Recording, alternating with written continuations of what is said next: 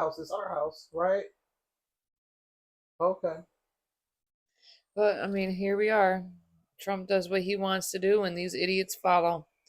So, a Jewish American, all right, a Jewish American was nearly murdered after filming Israel's settlers attacking a Palestinian farmer, and America ignores it.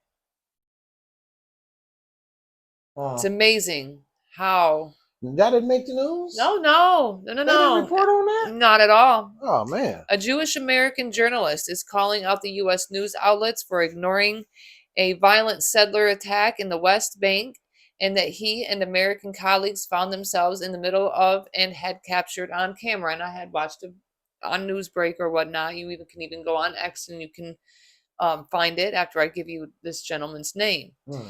Brooklyn-based reporter Jasper Nathaniel, look him up on X, his video is on there, Okay. had traveled through the olive fields near, was it Tiramisaya?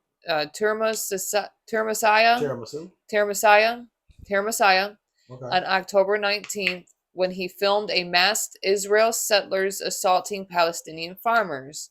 They had clubs and other makeshift weapons and was seen beating several people, and that had included a 55-year-old woman. And now they had knocked her completely unconscious. All right. Now he had shouted for them to stop and whatnot, and there was violent attacks. People were injured very, very harshly. A 55-year-old lady, man. Yep. Israel can do whatever they want. You know, they can do whatever they want, and people out there really believe that it's okay. Nathaniel had wrote on X, the IDF lured us into an ambush. Brutal settler attack in Termasaya olive fields. Many injuries, including a woman knocked unconscious with a club and beaten repeatedly. Now he is, of course, as all of us should be. Why isn't this being talked about on any major news coverage? Do you really think this war is over? Do you really think this ceasefire is going to stop? Because I know it's not going to stop. Him and other Americans were almost murdered. He also stated, I don't hold the U.S. media in very high regard, but I'm still a bit surprised that not a single mainstream outlet is covering an event where a group of Americans were nearly murdered by an enormous government and military-backed Israeli mob. This is from a Jewish reporter. From one of your own people. But we didn't get it. All right, Francesca Albanese, the UN Special Rapporteur, is that what they would be called? Rapporteur? Repertoire, yeah. On human rights in Palestine had wrote, for 2 years, the world has seen scenes like this from the West Bank. I wonder where decent Israelis are. Those who protest in Tel Aviv. Hatred of Hamas is one thing, but do they not feel some obligation to act to stop their fellow citizens behaving like criminals on the loose? Now, this is what bothers me when it comes to this Hamas situation. Now, I don't agree with everything that they're doing. I don't agree with Israel neither. Absolutely not, because it's not your land. All right, you were placed there after you were kicked out of Germany unrightfully. Okay? Because you were there and your people were obviously massacred. There. Picked up and moved there. You were moved here and other places. Now, you question why people go join this crew. Do you have an answer yet? If you were to sit there and watch your grandmother be beaten almost to death by these people, and the only people that are trying to protect you and trying to keep your land are now labeled as terrorists. gray area. There is a very gray area. Maybe because to me, maybe to some of you white people out there and all these other people out there, maybe the KKK and the Proud Boys are your Hamas. Oof, that's a hell of Hamas. Now, the only people that have covered it are as followed: BBC and British newspaper The Independent, as well as the Qatari government-owned outlet Al Jazeera. Only two. And as far as I know, us and what I had seen on Newsbreak. Suppressing information. Where's all the information that's deserved to be put out there? An American citizen, a Jewish American citizen, was almost murdered over there. Where's the outcry? Where is it? Because I don't see it from none of you guys. It's a lot of senseless death going on out there.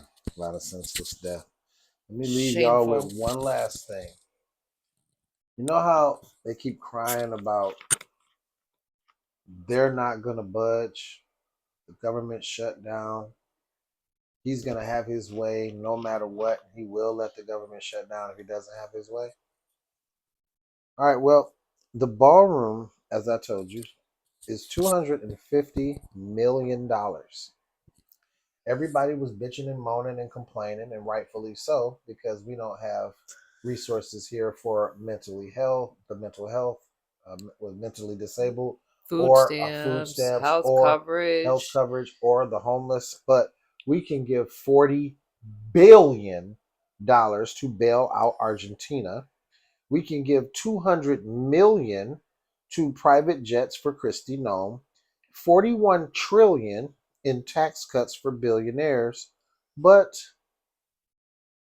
we don't have the money for like healthcare or your food benefits. Or we're not going to budge on that because we want to drive you into a frenzy.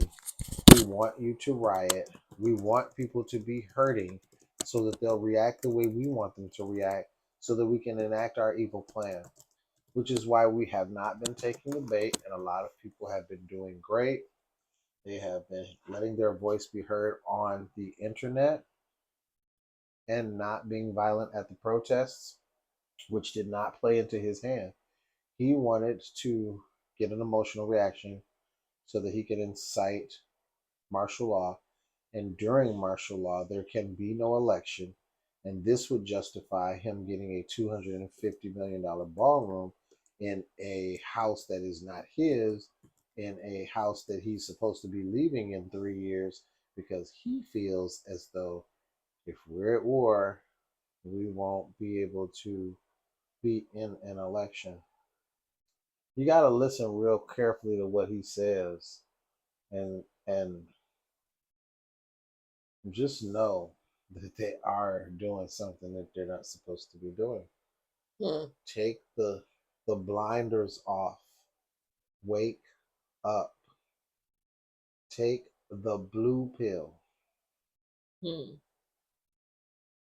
Or was it the red pill in the Matrix? Whichever pill wakes your ass up, take that mug. Down it.